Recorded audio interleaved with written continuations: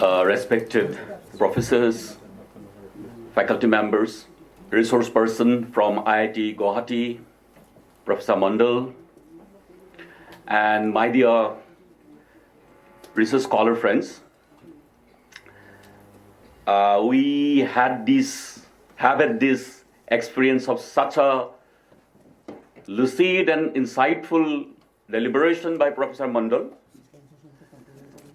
Much of what I wanted to say from a social science or humanities perspective has been spelled out by him, I would say, or he has touched upon those ideas that I was harboring in my mind. Before going into my deliberation, which is, of course, approach to quality research. What is it? An approach to quality research, yeah. The difference between science and humanities and social science. This is not my original statement, but I'm just trying to paraphrase it. Science's possibility is limitless, we all know. And it's like a speeding car. And humanities and social science is like the steering wheel. He was talking about the direction in which the science is taking. How to steer the direction of science. That is the job of humanities and social sciences. So, what about aesthetics?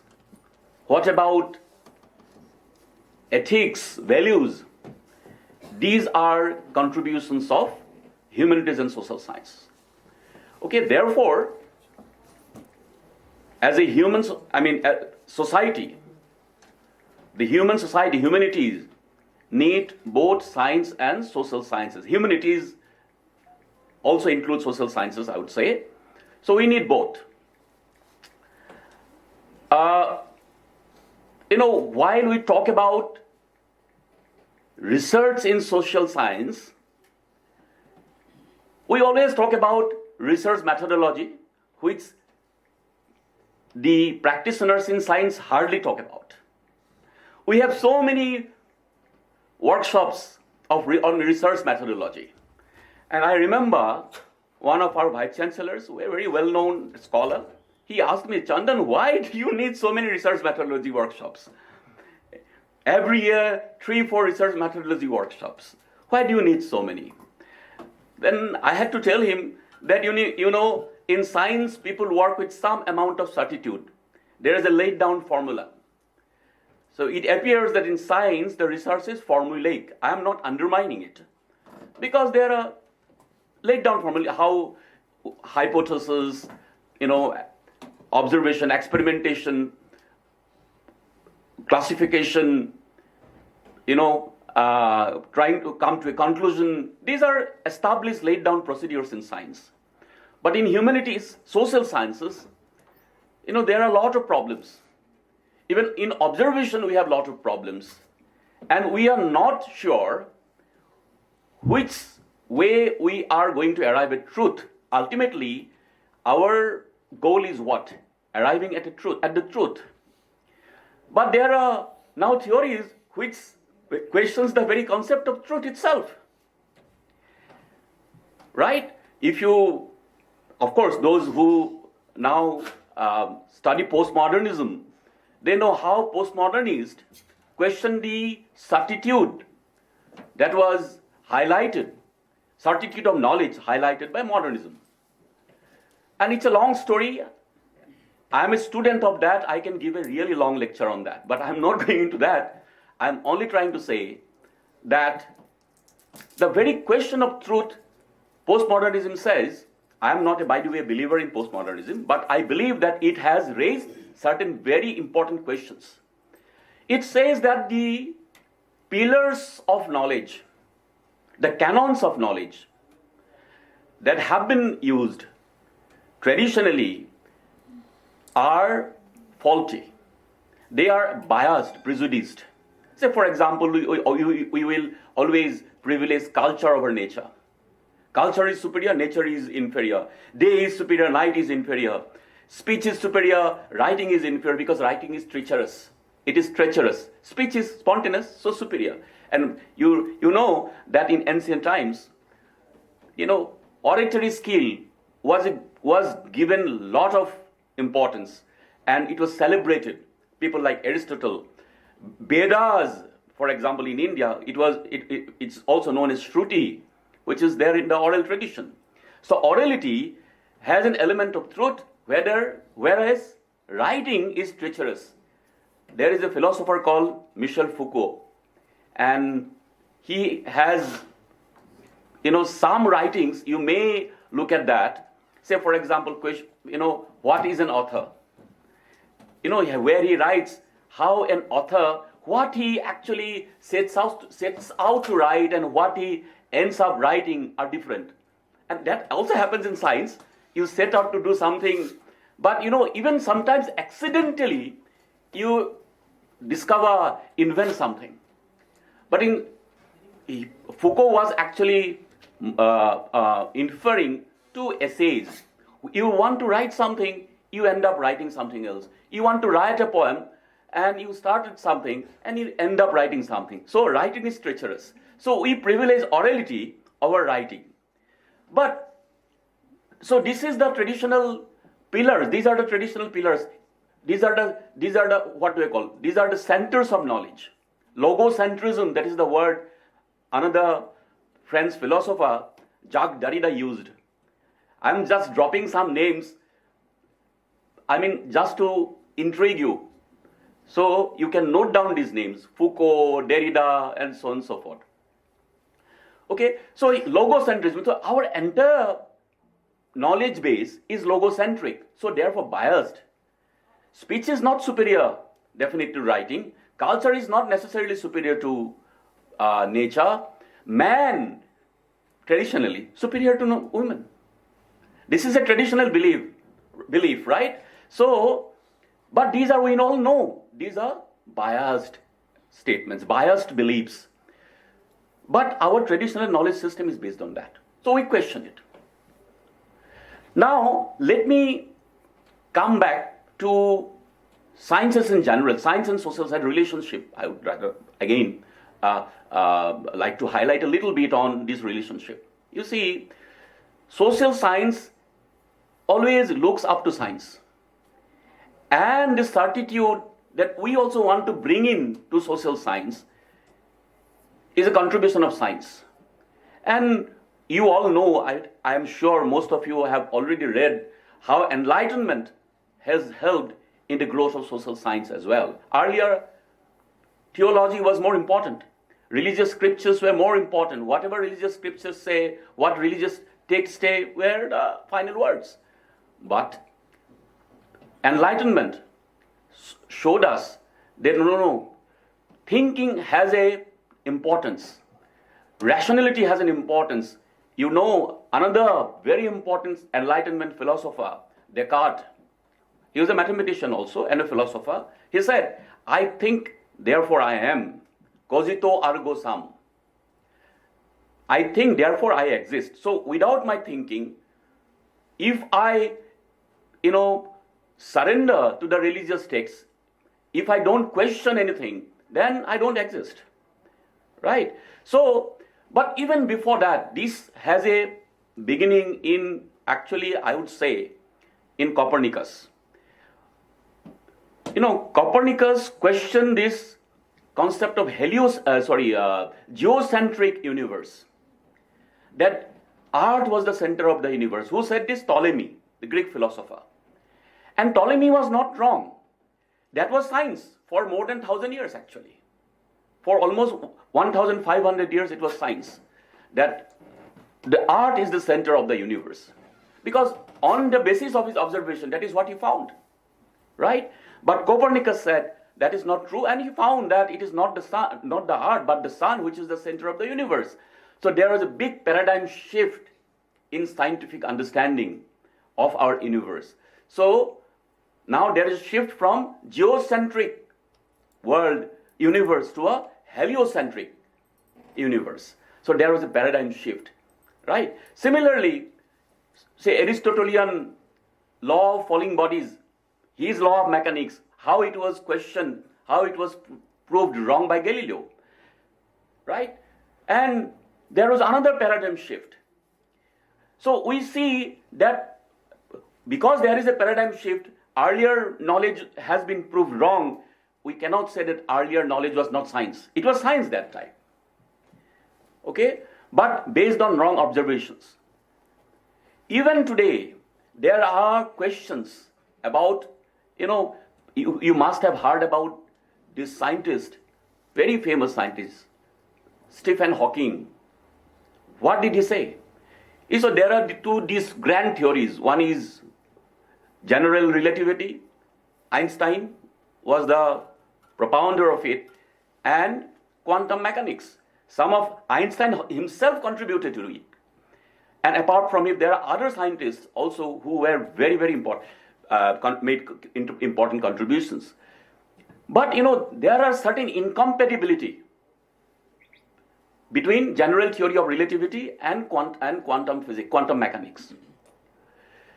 So how, if one is science, then other is also science. If both are science, then they must be, compatible. But why that hasn't happened? There is this German scientist, he committed suicide, in fact, because he could not resolve this question. He was so intrigued and so frustrated, disappointed with himself. There is this case of the German scientist who committed suicide because he could not resolve this question. Stephen Hawking, throughout his life, and in his small book, very interesting and popular book that he wrote, and it was, we all love this book, A Brief History of Time. And this book, he said that his goal is what? Goal in life is to get these general relativity and quantum physics, to get them married, to make them compatible. You understand? What I'm trying to emphasize is that within science also, there are these kind of uncertainties.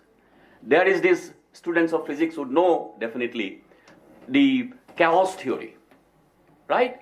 Now they are trying to find order in chaos. So it is not that science is a straight line like this. It's a zigzag process. And there is two important philosophers I would like to mention, and they had a great debate.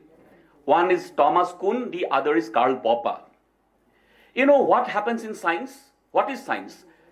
So, of course, a methodical inquiry of something, and then you arrive at the truth. You are inquiring something to arrive at a certain conclusion, right? And how do you do it? By verification. Okay? So, since each man is mortal, so men are mortal. Each planet, all planets, since Mars moves around the sun, Earth moves around the sun, Mars moves around the sun, so all planets move around the sun. So these are based on inductive logic, or you can verify them, okay, on verification. Now we also say, but there was this philosopher called Karl Popper. He said, no, this is not the right approach. Because when you say all, he said, of course, all swans are white. But he said, there is a possibility that some swans somewhere may be found which might turn out to be black. So whether that possibility of falsify is there in a statement or not, when I say all swans are white, whether the possibility of proving it wrong is there or not. If it is there, then it is science. If it is not there, then it is non-science.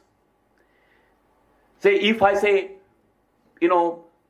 ghosts are black, can you prove it or disprove it? You cannot do it. Right? So it is not science. But swans or crows or anything that we see, or that all men are mortal. Men are mortal. each and every man that we have, human beings of course, that we have encountered, we have seen are mortal. So man is mortal. That is based on verification, but it can be falsified. You might find some man somewhere, the possibility of falsification is there. So therefore so to be called a science, the possibility of falsification has to be there. But this very interesting proposition in his book, Logic of Scientific Discovery by Karl Popper, he was an Austrian philosopher. He taught in London School of Economics throughout his life. It was refuted by another philosopher of science called Thomas Kuhn, okay, an American philosopher. He said, no, science doesn't work like that. He wrote a book called The Structure of Scientific Revolutions that I referred to Ptolemaic revolution. Ptolemy and Aristotle, these were known as Ptolemaic revolution, geocentric world of universe, or Aristotelian revolution. From there, Copernican revolution, Galilean revolution, Newtonian revolution, Einsteinian revolution. These are different paradigm shifts in science. So what happens at a particular juncture or a long period of time? Science operates within a particular framework. That is the dominant paradigm in science at that time. Okay? So all science is done in reference to what is the dominant paradigm. And that is called the normal science. Normal science. But gradually what happens, such kind of scientific work also comes out which questions the dominant paradigm. And that then we experience what is called the scientific revolution. Okay? Then there is a paradigm shift in science. So Ptolemaic paradigm and Aristotelian paradigm changed later on because there was this paradigm shift. There was this shift in scientific paradigm, scientific knowledge, right? So therefore, science is infallible. This is not a correct statement. It's a zigzag process. It is a process which learns through its journey by being open to, new ideas. If you're close to new ideas, then you become conservative, you are dead actually. So that's why in the beginning I said the limit of science is infinite. But what we need, of course, is this direction, right? In which way the science has to go.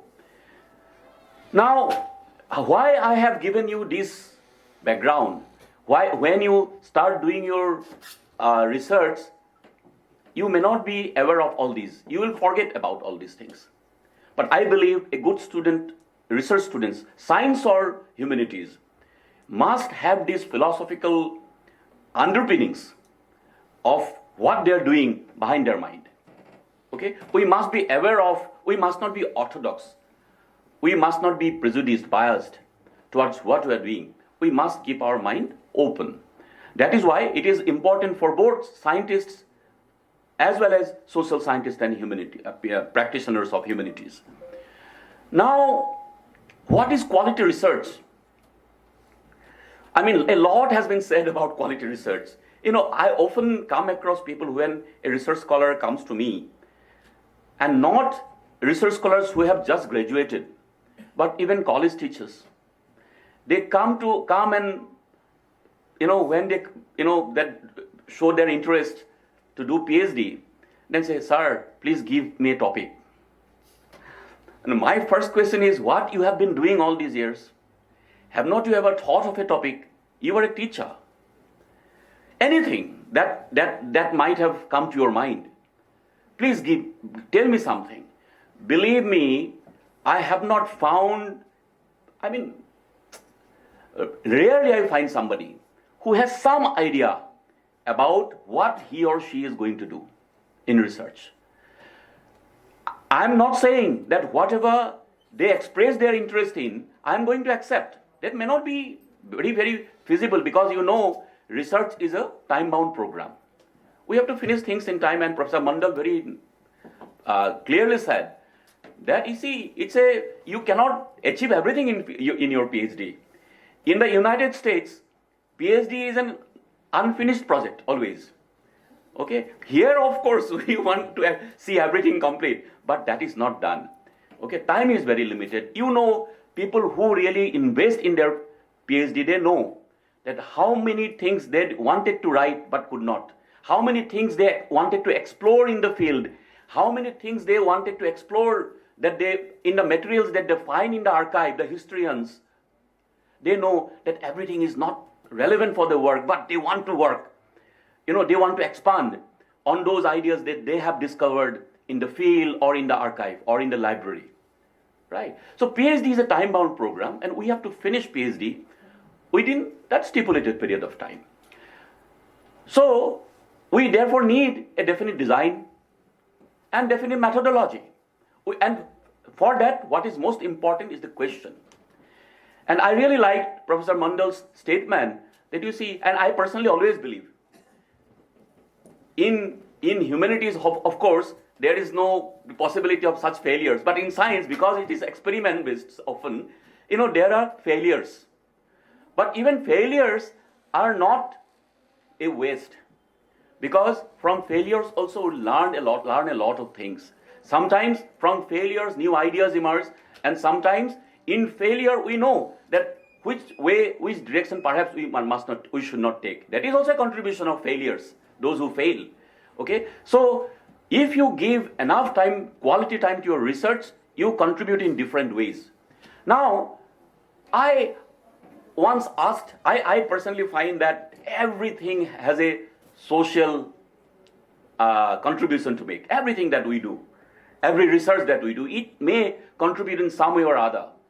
I once asked a Polish mathematician who was a guest in my Vice-Chancellor's house long back, around 20 years back, Professor Padipasya Bhattacharya, who was the Dean of IIT Guwahati, and since he had great affection for me, so I had to often visit his place. And there is this mathematician, Polish mathematician lady, so I had this conversation with her.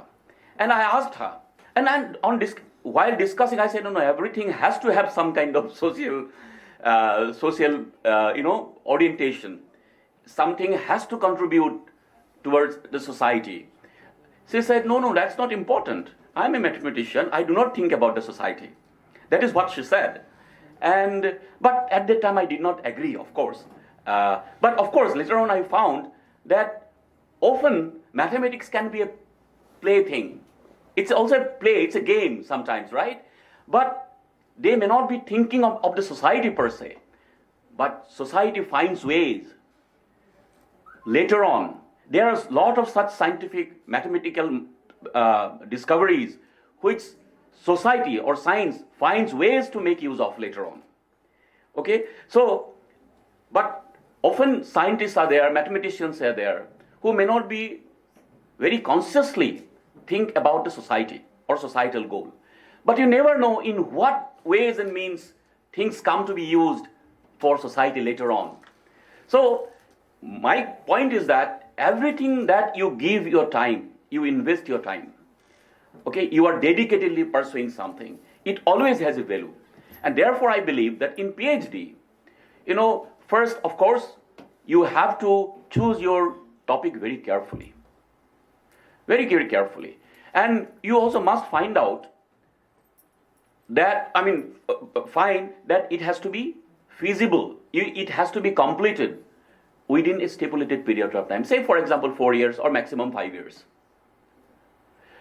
For that, you need to have certain research questions. Research questions should be such that you can collect data on those research questions. Right? Quality data. For that, what do you need? For that, you need a proper methodology. Okay? So sometimes, most of the time in social science, we do qualitative research. Okay? But in qualitative research, again, there are problems. But one particular model, method may not be giving you the result, or you are not sure whether it is giving the right kind of result or not. So these days there is a method called triangulation method. You also take help of maybe one or two more methods while gathering your data, right? So, and this data has to be transparent, by the way. You have to be very clear about that, okay? So these three things, choosing your problem, your research questions, methodology, is very important. And data, where from you are going to collect your data. Say, for example, in social science, in sociology or in anthropology, which are empirical social sciences, which are field-based social sciences, where you conduct ethnographic studies, you may take a problem, but it is in sociology, we believe that you do not need to take the entire community to study this. Say, for example, changing livelihood pattern in village in Assam, rural Assam. You don't need to take 10 villages. You may have a different kind of study, but in PhD that may not be possible because you may not be able to go in depth, right? You may take one representative village for that, okay? But this village might belong to an ST community, might belong to a SC community, might belong to it might be a multi-caste village, it might belong to a religious minority community. You can always mention that in your title, or else you can also make a comparison between two villages. You don't need to take 20 villages. You need to therefore focus on one village. Otherwise, if you are going to make a comparative study, then you can take another village. By the way, when you take only one village, there also you make some comparisons. Wherefrom you learn that this is a worth studying topic from existing literature. There are studies done already. In that particular village, you may always, question, or you may look at those, re-examine, revisit the findings of those studies that you have already studied. That is why comprehensive literature survey is very important. You get to know very, very important things and get insights from those studies across societies. So even if you are not conducting empirical study in two villages, by going through this comprehensive literature, you know that you are already comparing your study with those other villages, right? So that is why comprehensive literature survey is very important. Okay. Then a theoretical framework. What kind of theoretical framework that you are going to use? See, once upon a time, functionalism was a very dominant paradigm in social science. And functionalism, it came from actually biology, right? And as I said, social science always look up to science because science can predict things in such amount of certitude, then social science also can. That is the belief. If the right path is followed, if the right method is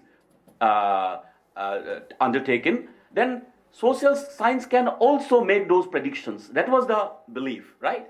So, functionalism greatly influenced social science. And you know how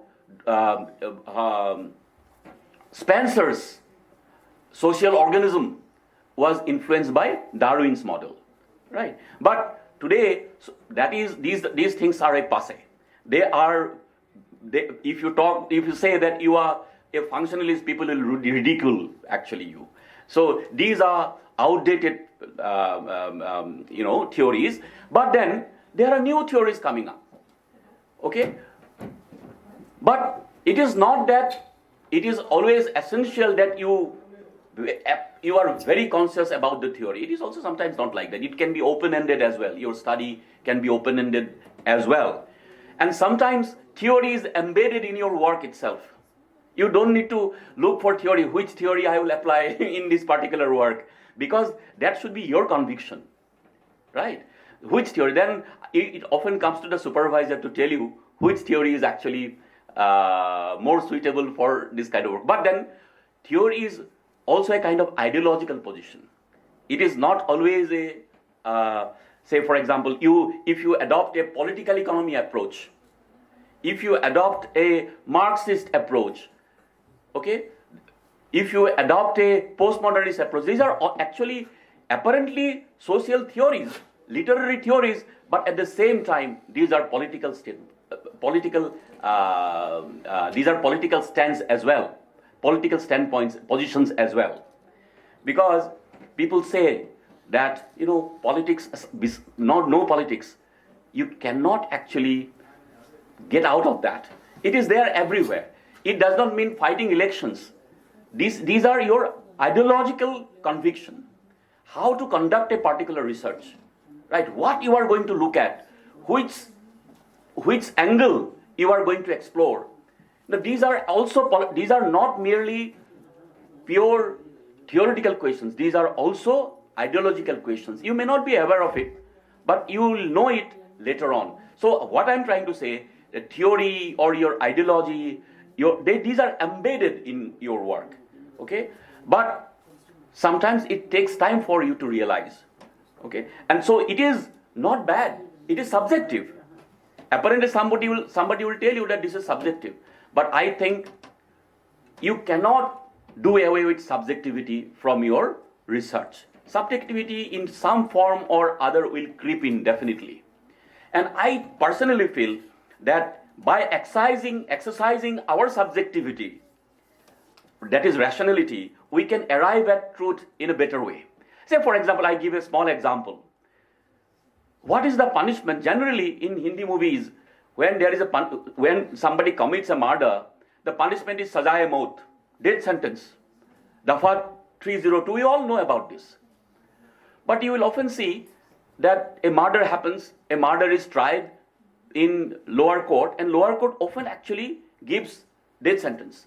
Because lower court generally do not take much risk. They will give you lower death sentence. Then it goes to high court. High court will question, no, this is, under what circumstance this murder happened? Is this person insane? Was there any provocation? And things like that. So these kind of subjective conditions will be explored by the high court, because high court has more autonomy, right? But then he said, no, life sentence. Life sentence. Sometimes it is 14 years, okay, but sometimes full life, but life sentence. This man may further go to a higher court, even higher court, maybe Supreme Court. Supreme Court might, no, he was not at fault. 2 years sentence, that's all. Now, it is difficult to say that Supreme Court is wrong here. What did Supreme Court did? Supreme Court, to my mind, exercised its subjectivity, right? If we go by mechanical objectivity, he has committed murder, so death sentence. This will not do. This is mechanical objectivity. This will not take us anywhere. This is wrong. Actually, this is there too. You are not even trying to even arrive at the real truth, right? So we have to exercise subjectivity like that. Anyway, I am not going to prolong my lecture. What I am trying to convey is that, you see, PhD, as Professor Mandal said, there are lots of ups and downs. I have been in teaching profession for 25 years, and I know there are a lot of ups and downs. Before that, I also did my PhD, and I know how many ups and downs are there. Sometimes your supervisors are helpful, sometimes they're not very helpful also, okay? And you are looking for something else, and you are perhaps not getting it from your supervisor. So it all actually, depends on you. It is sometimes a lonely journey, by the way. But you must be ready to take it. And I believe that, we all know that it is an incomplete journey. It cannot be, it may not be perfect. You may not have the best of the thesis. This is simply not possible. Let's not expect that. But am I giving my best? That is the question that each one of us should ask. Because I feel the time that you invest, the energy that you invest, the mind that you invest in PhD, actually it's a lifelong reward. It's not investment in your PhD, it is an investment in you, to my mind. And I also feel that, the kind of that opportunity to study something for single-mindedly for 5 years or 4 years or 6 years do not come to you again. And whatever, I personally feel that whatever I learned a lot during my research days. I, of course, did both MPhil and PhD in Delhi School of Economics, where I did my studies there. This is a continuous program. And so I did both from there. And I learned a lot. And a lot also by interacting with my peers.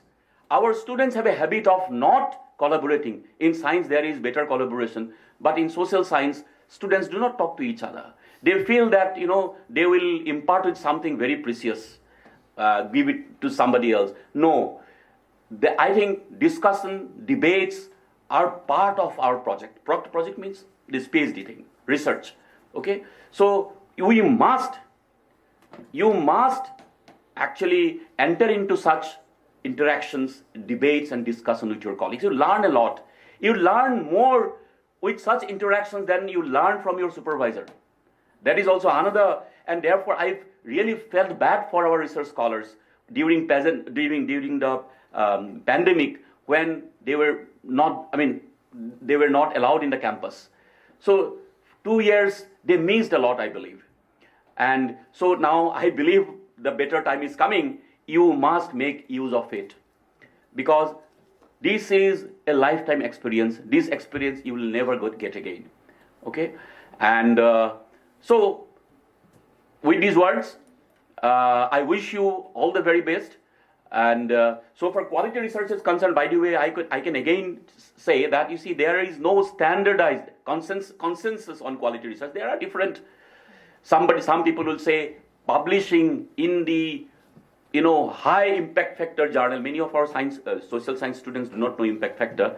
In fact, 10-15 years before, I also didn't know impact factor. Okay, so these are new things. Okay, publishing in journal was not a practice for social sciences scientists once upon a time. Books were more important, but now things are changing, and often things are also looked at through scientific prism. That is also a kind of disadvantage that social scientists have to face. But by the way, writing journals for journals is a very enriching experience. Even if your paper is not published, the comments that you get, really make you a better researcher and a better writer. So please try to write for journals. This is one way of checking whether you are doing quality research or not, because peer reviewers are there. Anonymous peer reviewers will look at your paper and make comments, right? But go to conferences, good conferences. Okay, don't go there just to add number to your profile. Go there to show that you are doing something and expecting comments, insightful comments from the audience, participants there, resource persons, professors who participate in the works. Don't go there just to add some number to your profile, to your CV. Don't do that. This is how we develop as a researcher. And at the end of it, it is also very important that whatever we do, I think, should be able to be replicated. If possible, even some contributions of it, if it can be translated into, or it can be used for policy making, that is also a contribution. Many of our theses simply lie like that in the libraries. Okay, nobody reads them after you finish your PhD. So that is something I think nobody wants, right? So do some research which is topical, which is relevant, which can make contributions to the society, okay? Or even part of it, small bit of it, if it is insightful, if it can help in some kind of policy making, that will be also a contribution. But I am not saying that policy making is the ultimate goal. Even understanding society is also very important on its own right. and thereby also you make contribution by understanding, elaborating, giving an account of the social life is also very important. People might take important learning lessons from there, but it is for the people to take. But your job is to do research relentlessly, rigorously, honestly. So with these words, I thank you for your patient attention, and if there are questions, and I will be happy to respond. Thank you.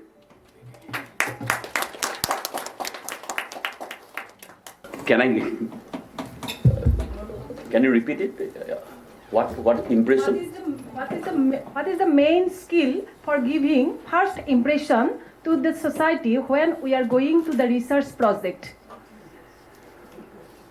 If I can make sense of what you are asking, are you asking? See, often you go to a field to do research, but people express doubt over what you are there for. Yes, sir. Right? Yes. Okay. Often it so happens that in Assam, There are some problems. Problems, especially with what you are going to do. Often it so happens that people expect something. They expect as you are from the government, and you are going to give them some project, some scheme, okay? And so people will come and say, see, we do not have this, we do not have that. They will come with all sorts of problems to you. Sometimes it is very awkward, embarrassing for us. That is true. But I believe that we must spell out, we must announce what we are at the very beginning. And we can always say that we are here only to understand. These issues are not studied by anybody. So if I do a proper study, and you can always say that I can submit to the government, I can publish, it might take notice of the government or implementing agencies. So that may indirectly or eventually help them, but you are not sure. You must tell it very, very frankly at the very beginning. Okay? And I see when you say, you have to make friends with people. And there are different ways you must have this conversation skill. If you are an introvert, very difficult in the field. Okay? You have to have that kind of, body language which people, can, repose trust on you. Okay? If you are very aloof and, arrogant, and it becomes very difficult. Because you are not going to stay there only for 1 day or 2 days. In the field, when you are there, you do not know where you have been. This is the first introduction. But you may have to spend 1 year, 2 years time there. So without a good rapport with the local people, without sharing the truth with them, you will not be able to sustain. It is also true that what happens, many people go to the same village, researcher. And there is a research fatigue also. We must all take care of that. Because you say somebody else work there, so I will also go. It is very easy, very nearby, and very easily accessible. So I will also go there. And, so it is easier for me. So it should not be, easier package should not be a consideration. Because there is also research fatigue. People are unhappy. People have their own work to do, and you are going to disturb them. And you prepare these long questionnaires. They do not have the time for that. So how to negotiate these problems that is why research design is very important, and methodology.